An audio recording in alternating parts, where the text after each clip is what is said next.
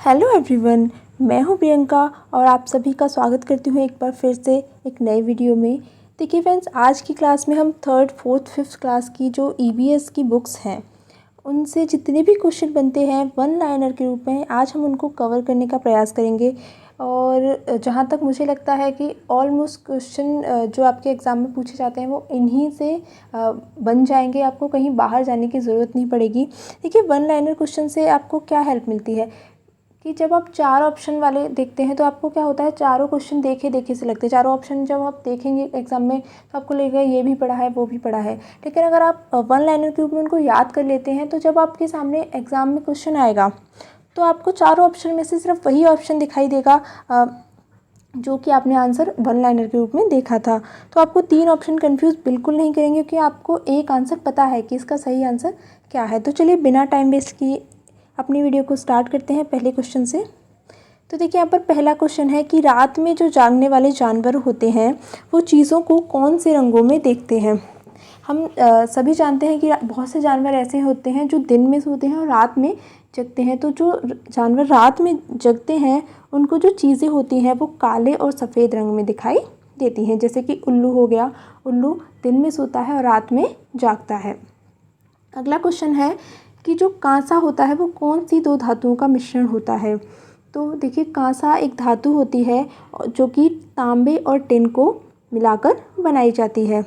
अगला क्वेश्चन है कि उस पौधे का नाम बताना है जो कि इंडोनेशिया और भारत के मेघालय राज्य में पाया जाता है। तो देखिए, वो जो पौधा है वो है आपका नेपेंथिस, जिसे हम कीट भक्षी पौधा भी कहते हैं। ये छोटे छोटे कीड़ों को अपने अंदर फंसा लेता है, उनके खा जाता है। देखिए, इसका जो शेप होता है वो एक घड़े की तरह होता है और इसके ऊपर एक पत्ती लगी होती है जो इसके ढक्कन के रूप में कार्य करती है। और इसमें से एक खुशबू आती है जिससे क्या होता है, जो छोटे छोटे कीड़े मकोड़े होते हैं वो इसकी तरफ आकर्षित होते हैं। तो जैसे ही वो इसके ऊपर बैठते हैं वो जो ढक्कन होता है जो पत्ती का वो बंद हो जाता है और कीड़े इसमें फंस जाते हैं और ये उनका शिकार कर लेता है। तो जो नेपेंथिस है ये इसे कीट भक्षी भी कहा जाता है। अगला क्वेश्चन है कि उत्तर प्रदेश का ऐसा कौन सा ज़िला है जो कि इत्र के लिए मशहूर है। तो देखिए, उत्तर प्रदेश का कन्नौज ज़िला इत्र के लिए मशहूर है। अगला प्रश्न है कि मच्छर के काटने से कौन से रोग होते हैं। तो देखिए, ये क्वेश्चन बहुत बार एग्ज़ाम में पूछा जाता है अलग अलग तरीके से। तो देखिए, मच्छर वाले जो रोग हैं वो है मलेरिया, चिकनगुनिया और डेंगू। ये जो रोग हैं ये मच्छर के काटने से फैलते हैं। और इसके अलावा एक रोग होता है हैजा जो कि मक्खियों के से फैलता है। और टाइफाइड की अगर हम बात करें तो जो टाइफाइड होता है वो गंदे पानी से फैलता है। तो आपको इन सभी में अंतर याद रखना है। अगला प्रश्न है कि जो मलेरिया है वो मच्छर से होता है, लेकिन इसकी खोज किसने की थी, यानी सबसे पहले हमें ये किसने बताया था कि जो मलेरिया है वो मच्छर के काटने से होता है। तो देखिए, रोनाल्ड रॉस नाम के एक वैज्ञानिक थे। उन्होंने सबसे पहले एक मच्छर को पकड़ा था, उसको काटा था और उसके पेट में कुछ ऐसी चीज़ें देखी थी जो कि जिस व्यक्ति को मलेरिया हुआ था उसके खून में भी वही चीज़ें मिली थी। तो इस तरीके से उन्होंने पता लगाया था कि जो मलेरिया नामक एक रोग होता है और इसकी ये जो रोग है वो मच्छर के काटने से होता है। अगला प्रश्न है कि हीमोग्लोबिन और लोहे की कमी यानी कि आयरन की कमी से कौन सा रोग हो जाता है। तो देखिए, एनीमिया जो रोग होता है वो हीमोग्लोबिन की कमी से होता है। अगला प्रश्न है कि मलेरिया की दवा कौन से पेड़ की छाल से बनाई जाती है। तो देखिए, सिनकोना नामक एक पेड़ होता है, उसकी छाल से मलेरिया की जो दवाई है वो बनाई जाती है।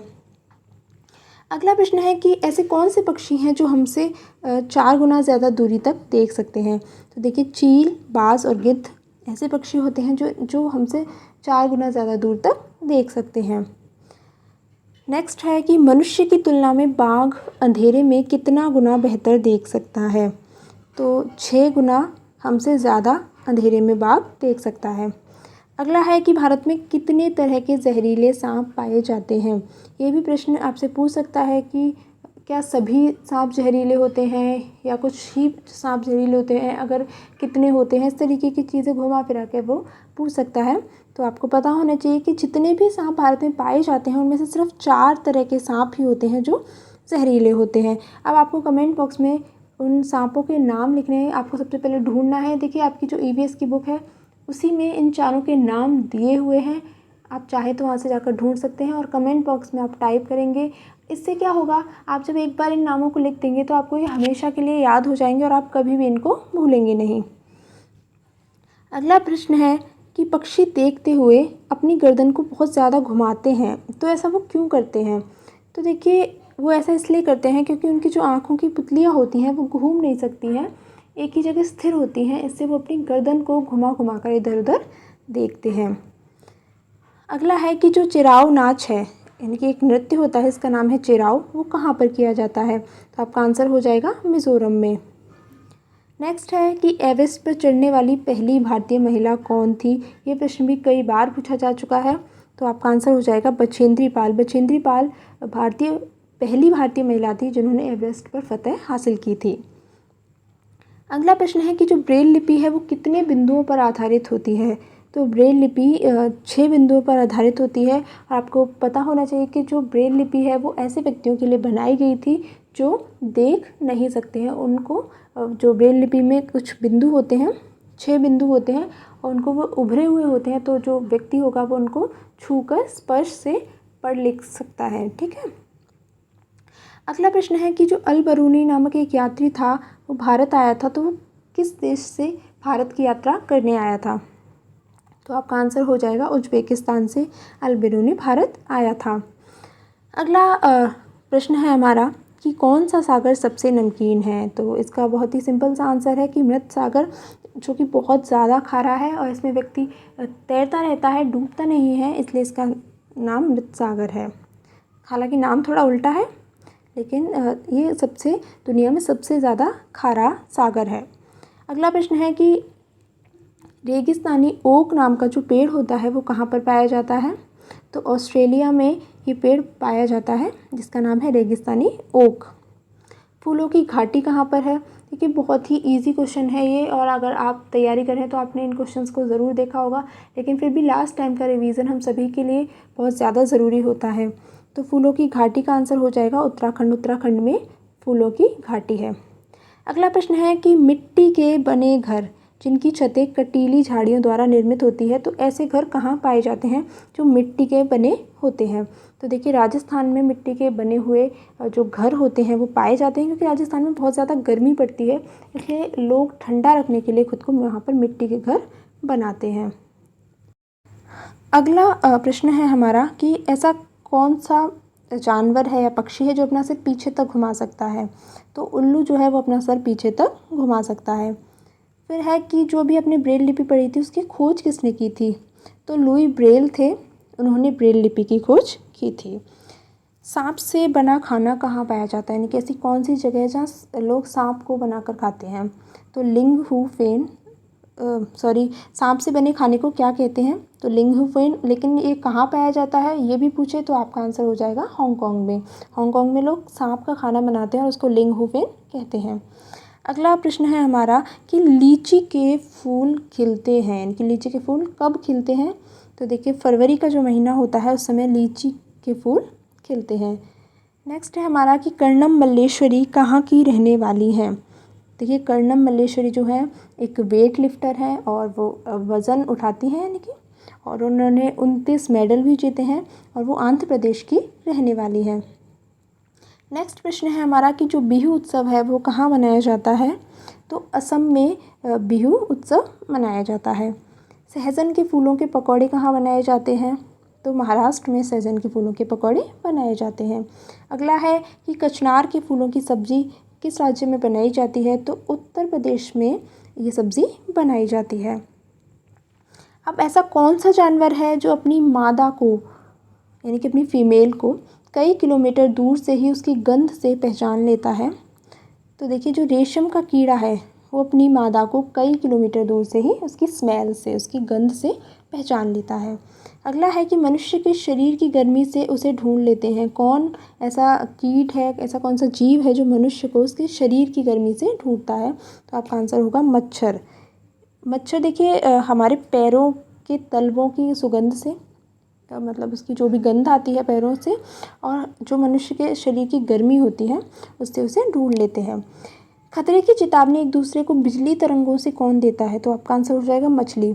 तो देखिए खतरा, जैसे कि कभी समुद्र में सुनामी आने वाली है तो जो वहाँ के जानवर होते हैं वो एक अजीब तरीके का व्यवहार करने लग जाते हैं, क्योंकि उनको पहले से पता होता है कि कुछ गलत होने वाला है। तो इस तरीके से अपने उनके कुछ संकेत होते हैं जिससे वो एक दूसरे को चेतावनी देते हैं। अगला प्रश्न है कि दिसंबर 2004 में कहाँ सुनामी आई थी? तो अंडमान निकोबार जो द्वीप समूह है वहाँ दिसंबर 2004 में सुनामी आई थी। अगला है हमारा कि किस जानवर के बाहरी कान नहीं होते और वह ज़मीन पर हुए कंपन यानी कि वाइब्रेशन को सुनता है, यानी कि उसके कान नहीं है, सिर्फ वो फील करेगा किसको, वाइब्रेशन को। तो आपका आंसर हो जाएगा यहाँ पर सांप। अब आप बहुत से लोग सोचेंगे कि सांप तो बीन सुनता है, तो वो बीन सुनता नहीं है, लेकिन जब सपेरे बीन बजाते हैं तो उससे जो वाइब्रेशन होता है उसको वो फील करता है। अगला प्रश्न देखते हैं कि जो बाघ होता है उसका गुर्राना कितने किलोमीटर दूर तक हम सुन सकते हैं? तो 3 किलोमीटर दूर तक बाघ का गुर्राना सुना जा सकता है। नेक्स्ट है कि कौन सा जानवर जिस पेड़ पर रहता है उसी के पत्ते खाकर अपना पेट भरता है? तो देखिए स्लॉथ जो होता है ये भालू जैसा होता है, भालू मतलब देखने में जो लगेगा वो भालू जैसा दिखेगा, और ये जिस पेड़ पर रहेगा उसी के पत्ते खाता है, क्योंकि बहुत ज़्यादा आलसी होता है और 17 घंटे, लगभग 17 घंटे ये दिन के सोता रहता है, और ये उस पेड़ से उतरता नहीं है, बस उसी पर रहेगा। नेक्स्ट क्वेश्चन है हमारा कि जिम कॉर्बेट नेशनल पार्क कहाँ है? तो देखिए उत्तराखंड में जिम कॉर्बेट नेशनल पार्क स्थित है। अगला है हमारा कि घना पक्षी विहार कहाँ है? तो ये राजस्थान के भरतपुर ज़िले में है। देखिए अभी स्लॉथ से एक और क्वेश्चन आ गया कि स्लॉथ कितने घंटे सोता है? तो अभी हमने बात की थी कि स्लॉथ लगभग 17 घंटे सोता है, और कभी कभार इसका जीवन काल भी पूछ लेते हैं, आया हुआ है पहले, तो 40 वर्ष का इसका जीवन काल होता है। नाग गुम्फन डिज़ाइन का प्रयोग कहाँ पर किया जाता है? तो सौराष्ट्र, गुजरात और दक्षिण भारत में नाग गुम्फन डिज़ाइन का प्रयोग किया जाता है। सांपों को पकड़ने वाली जाति क्या कहलाती है? तो आपका आंसर हो जाएगा कालबेलिया। बीन, तुम्बा और खंजरी किससे बनाए जाते हैं? देखिए ये जो है बाजों के नाम हैं। बीन आपने देखी ही होगी, तुम्बा और खंजरी नहीं देखे होंगे, लेकिन बीन तो आप सभी ने देखी होगी। तो सूखी लौकी से ये बीन, तुम्बा और खंजरी बनाए जाते हैं। भारत में कितने प्रकार के जहरीले सांप पाए जाते हैं? तो देखिए क्वेश्चन दोबारा से रिपीट हो गया है। 4 प्रकार के जो सांप हैं वो पाए जाते हैं। नेक्स्ट क्वेश्चन है हमारा कि आम को हम पूरे साल कैसे चला सकते हैं? तो हम अचार व आम पापड़ बनाकर आम को पूरे साल के लिए स्टोर कर सकते हैं। मिर्च भारत में कहाँ से आई थी? तो आपका आंसर होगा दक्षिण अमेरिका से। और इसे लेकर कौन आए थे? तो देखिए जो पुर्तगाल से व्यापारी आते थे वो मिर्च को भारत में लेकर आए थे, लेकिन लाए थे वो दक्षिण अमेरिका से। तालाबों की मरम्मत कराने वाली संस्था का नाम तरुण भारत संघ है। एक संस्था है जो कि तालाबों की मरम्मत का काम कराती है, क्योंकि जल संरक्षण के लिए वो प्रयास करती है। नेक्स्ट है कि डल झील कहाँ पर है? तो जम्मू कश्मीर में डल झील है। नेक्स्ट है कि ब्रेल लिपि में कितने बिंदु होते हैं? तो ब्रेल लिपि में 6 बिंदु होते हैं। पक्षी फलों को कैसे बचाते हैं, यानी कि पक्षी फलों की रक्षा कैसे करेंगे? तो कीड़ों को खाकर, क्योंकि देखिए जो कीड़े लग जाते हैं फलों में वो फलों को बहुत नुकसान करते हैं, लेकिन जो पक्षी होंगे उन कीड़ों को जब खा लेंगे तो इससे फलों की रक्षा होती है, यानी कि फल ज़्यादा मात्रा में बनते हैं। नेक्स्ट है कि टैपियोका कहाँ पाया जाता है? तो केरल राज्य में टैपियोका पाया जाता है, और इसको नारियल डली हुई करी के साथ खाया जाता है। सरसों के तेल में मछली किस राज्य में बनती है? तो आपका आंसर होगा कश्मीर में। नेक्स्ट है कि ज़मीन से 10-12 फीट जो ऊंचे घर हैं वो किस राज्य में या किस स्थान पर पाए जाते हैं? तो असम में, क्योंकि वहाँ पे बारिश बहुत होती है इसलिए वहाँ लोग ज़मीन से ऊंचे घर बनाते हैं। नारियल के तेल में मछली कहाँ पकाई जाती है? तो आपका आंसर हो जाएगा गोवा में। कुड़ुक भाषा कहाँ बोली जाती है? झारखंड राज्य में कुड़ुक भाषा बोली जाती है। मसालों का राज्य किसे कहा जाता है? तो केरल को मसालों का राज्य कहा जाता है, क्योंकि यहाँ बहुत ज़्यादा मसाले का उत्पादन होता है, बहुत ज़्यादा मसाले उगाए जाते हैं। नेक्स्ट है कि टांका क्यों बनाया जाता है? तो वर्षा के जल को संरक्षित करने के लिए टांका बनाया जाता है, और आंगन में एक पक्का गड्ढा खोद लिया जाएगा और जो बारिश का पानी छत पर इकट्ठा होता है वो एक पाइप के द्वारा इस टाँके में इकट्ठा कर लिया जाता है और जब पानी की कमी होती है तो इस पानी का प्रयोग किया जाता है। आलू और चावल में क्या पाया जाता है? तो कार्बोहाइड्रेट जो होता है वो आलू और चावल में पाया जाता है। हमारा अगला प्रश्न है कि गिर राष्ट्रीय उद्यान कहाँ है? तो गुजरात आपका आंसर यहाँ पर हो जाएगा। मटर के पौधे पर किसने प्रयोग किया था? तो देखिए, एक वैज्ञानिक थे जिनका नाम था मेंडल। उन्होंने मटर के पौधे पर एक प्रयोग किया था। दांडी यात्रा का संबंध किस राज्य से है? तो गुजरात में है, जहाँ पर गांधी जी ने नमक पे जो कर लगाया था अंग्रेज़ों ने, उसके खिलाफ एक आंदोलन चलाया था। उसी से संबंधित है दांडी यात्रा और ये गुजरात में स्थित है। नेक्स्ट है मलेरिया किससे फैलता है? तो मलेरिया मच्छर से तो फैलता है, लेकिन मादा मच्छर यानी कि जो फीमेल मच्छर होगी उससे फैलता है और उसका नाम होता है एनोफिलिस। ठीक है, आपको ये याद रखना है। अगर उसे एग्ज़ाम को टफ बनाना होगा एग्जामिनर को तो इस तरीके के क्वेश्चन भी दे सकता है। नेक्स्ट है कि जो मनुष्य का शरीर होता है उसमें उसके रक्त में हीमोग्लोबिन का नॉर्मल रेंज कितना होना चाहिए? तो 12 से 16 तक होनी चाहिए। पानी में उगने वाले छोटे छोटे पौधों को क्या कहते हैं? तो काई, यानी कि आपने देखा होगा जहाँ कहीं पानी भरा रहता है वहाँ कुछ हरा हरा सा हो जाता है, उसे काई कहते हैं। तो ये छोटे छोटे पौधे होते हैं जो कि पानी में उगाते हैं। मिज़ोरम में कौन सी भाषा बोली जाती है? ये है हमारा अगला प्रश्न। तो इसका जो आंसर होगा वो होगा मीज़ो भाषा मिज़ोरम में बोली जाती है। नेक्स्ट है कि माउंट एवरेस्ट कहाँ है? देखिए दोस्तों, हमने 64 क्वेश्चन कर लिए हैं, अभी आगे और भी क्वेश्चन हैं। तो अगर आपको वीडियो अच्छी लग रही है और आपको क्वेश्चन से हेल्प हो रही है तो प्लीज़ चैनल को सब्सक्राइब ज़रूर कर लिया करें। इससे आपको आगे आने वाली वीडियोज़ की भी जानकारी हो जाएगी और हमें भी एक मोटिवेशन मिलता है। तो माउंट एवरेस्ट का जो आंसर हो जाएगा वो हो जाएगा नेपाल में माउंट एवरेस्ट है। अगला प्रश्न है कि माउंट एवरेस्ट का नेपाली नाम क्या है? क्योंकि देखिए, माउंट एवरेस्ट तो सभी के लिए है, लेकिन अगर नेपाल में है तो वहाँ के स्थानीय लोग इसे किस नाम से जानते हैं? तो इसका आंसर हो जाएगा सागरमाथा। कुचिपुड़ी कहाँ का लोक नृत्य है? तो आंध्र प्रदेश का है। ये काफ़ी फेमस क्वेश्चन है और ऑलमोस्ट सभी लोग इसका आंसर जानते होंगे, और अगर नहीं जानते थे तो आज आपको पता लग गया। नेक्स्ट है कि 6 महीने से भी अधिक अंतरिक्ष में समय बिताने वाली महिला का नाम हमें बताना है। तो उनका नाम है सुनीता विलियम्स। अगला है कि पृथ्वी पर चीज़ें नीचे क्यों गिरती हैं? तो गुरुत्वाकर्षण बल के कारण जो चीज़ें होती हैं वो नीचे गिरती हैं। लेकिन अगर हम अंतरिक्ष में जाते हैं तो इस चैप्टर में बताया गया है कि जब हम अंतरिक्ष में जाते हैं तो वहाँ कोई भी चीज़ नीचे नहीं गिरती है, सब हवा में तैरती रहती है, क्योंकि वहाँ गुरुत्वाकर्षण नहीं पाया जाता है। अगला प्रश्न है कि चांद पर उतरने वाले पहले व्यक्ति कौन थे? तो नील आर्मस्ट्रॉन्ग। खाना बनाने का जो ईंधन होता है, यानी कि हमारे रसोई घरों में जो गैस मिलती है उसका नाम क्या है? तो LPG। अब आपको LPG की फुल फॉर्म कमेंट बॉक्स में टाइप करनी है। नेक्स्ट है कि ठंडा रेगिस्तान कहाँ है? गर्म रेगिस्तान तो हम सभी को पता है राजस्थान और गुजरात में है, लेकिन ठंडा रेगिस्तान हमारे देश में कहाँ है? तो आपका आंसर होगा लद्दाख में। अगला प्रश्न है कि चांगपा कौन है? तो जो घुमंतू लोग होते हैं, एक जनजातीय लोग होते हैं, इनको चांगपा कहा जाता है। पश्मीना ऊन हमें कहाँ से प्राप्त होती है? तो पश्मीना ऊन जो है वो हमें वहाँ की जो पहाड़ी बकरियाँ होती हैं उनसे हमें प्राप्त होती है। एक पश्मीना शॉल गर्म होती है तो 6 स्वेटर के बराबर एक पश्मीना शॉल गर्म होती है, यानी कि बहुत पतली होती है लेकिन बहुत ज़्यादा गर्म होती है। और इसको बनाने में कितना समय लगता है? तो आपका आंसर होगा 250 घंटे। देखिए, इसे हाथ से बनाया जाता है और एक शॉल को बनाने में लगभग 250 घंटे का समय लगता है। तो आप सोच सकते हैं कि कितनी ज़्यादा मेहनत करनी पड़ती है उन लोगों को। नेक्स्ट है कि हाउस बोट कहाँ पाए जाते हैं? तो श्रीनगर में हाउस बोट पाए जाते हैं, यानी कि नाव पर ही पूरा घर होता है, उसको हाउस बोट कहा जाता है। नेक्स्ट है कि डब क्या है? तो देखिए, घरों में जो जालीदार खिड़कियाँ होती हैं वो डब कहलाती हैं, और ऐसे घर जो हैं वो श्रीनगर में पाए जाते हैं। श्रीनगर जम्मू कश्मीर में है, वहाँ पर जालीदार खिड़कियाँ घरों में पाई जाती हैं।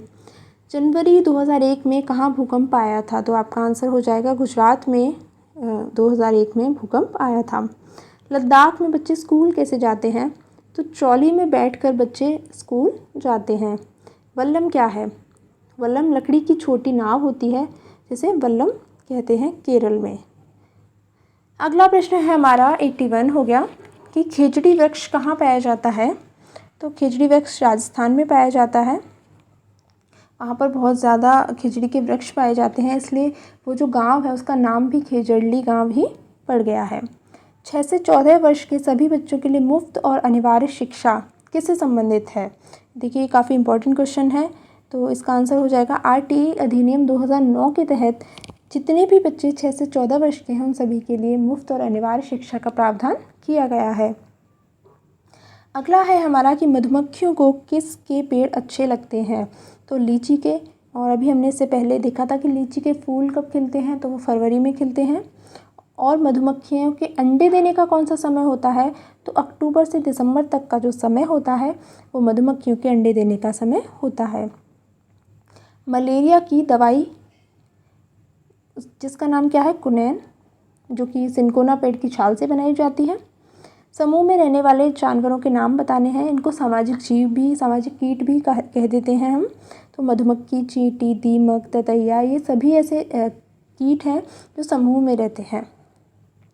केरल में कौन सी भाषा बोली जाती है, तो आपका आंसर हो जाएगा मलयालम।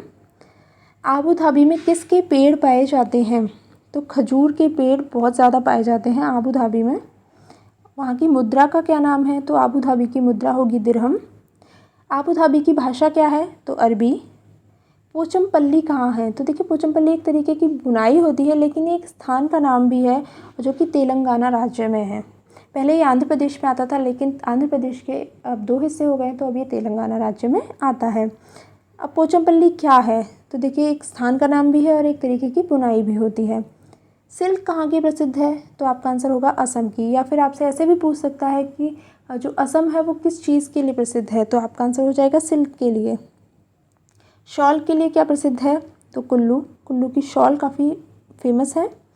नेक्स्ट है कि मधुबनी पेंटिंग प्रसिद्ध है कहाँ की, बिहार की। बिहार में एक ज़िला भी है जिसका नाम मधुबनी है और उसी के नाम पर ये जो मधुबनी पेंटिंग है इसका नाम पड़ा है। EVS का क्या अर्थ होता है, तो एनवायरमेंटल स्टडीज़। पेड़ की सबसे ऊंची डाली पर घोंसला कौन सा पक्षी बनाएगा, तो कौवा। वाराणसी की कढ़ाई का नाम जरदोजी। सुंदरलाल बहुगुणा किससे संबंधित है, तो चिपको आंदोलन से जिनका नाम सबसे पहले हमें सुनने में आता है उनका नाम है सुंदरलाल बहुगुणा। किस जानवर की सूंघने और स्वाद की क्षमता बहुत तीव्र होती है, तो देखिए चूहों की सूंघने के स्वाद की बहुत तीव्र क्षमता होती है, लेकिन उनमें देखने की जो क्षमता है वो थोड़ी कम पाई जाती है। अगला है कि केले के फूलों की सब्ज़ी कहाँ बनाई जाती है, तो केरल में केले के फूलों की सब्ज़ी बनाई जाती है। विश्व योग दिवस कब मनाया जाता है, 21 जून को। विश्व की योग राजधानी कौन सा शहर कहलाता है, ऋषिकेश। देखिए क्योंकि ऋषिकेश जो है एक बहुत ही शांत जगह है, इसलिए योग के लिए बिल्कुल अनुकूल है, इसलिए इसे विश्व की योग राजधानी के रूप में जाना जाता है। किस वृक्ष की जो छाल है वो दवा बनाने के काम आती है, तो खेजड़ी वृक्ष की जो छाल है वो दवा बनाने के काम आएगी। पर्यावरण दिवस कब मनाया जाता है, तो 5 जून को। हमारा पहला स्कूल कौन सा होता है, तो हमारा जो परिवार है वो हमारा पहला स्कूल होता है। जो भी हम सीखते हैं वो हमारे परिवार से ही सीखते हैं। अगला प्रश्न है हमारा कि गांधी जी की 150वीं वर्षगांठ पर किस अभियान की शुरुआत हुई थी, तो स्वच्छ भारत अभियान की शुरुआत हुई थी कब, गांधी जी की 150वीं जयंती पर। सरसों के तेल में मछली कहाँ पर बनाई जाती है, तो आपका आंसर होगा कश्मीर में। सरसों के तेल में मछली पकाकर खाते हैं, और नारियल के तेल में गोवा में। पक्षियों के शरीर को गर्म कौन रखता है, तो पक्षियों के जो पंख होते हैं वो उनके शरीर को गर्म रखते हैं और उड़ने में भी सहायता करते हैं, तो हम सब जानते हैं, लेकिन उनके शरीर को गर्म रखने का काम भी करते हैं। अब है कि जो लुई ब्रेल था जिसने ब्रेल लिपि का आविष्कार किया था वो किस देश का रहने वाला था, तो लुई ब्रेल जो था वो फ्रांस का रहने वाला था। तो देखिए ये थे हमारे आज के क्वेश्चन। हमने 100 से ऊपर क्वेश्चन डिस्कस कर लिए हैं, और आप इनकी प्रैक्टिस करेंगे तो आपके एग्ज़ाम के लिए आपको काफ़ी ज़्यादा हेल्प मिलेगी। तो आज की वीडियो में इतना ही। अगर वीडियो पसंद आई हो तो चैनल को सब्सक्राइब ज़रूर कर लें। तब तक के लिए thank you so much and good bye.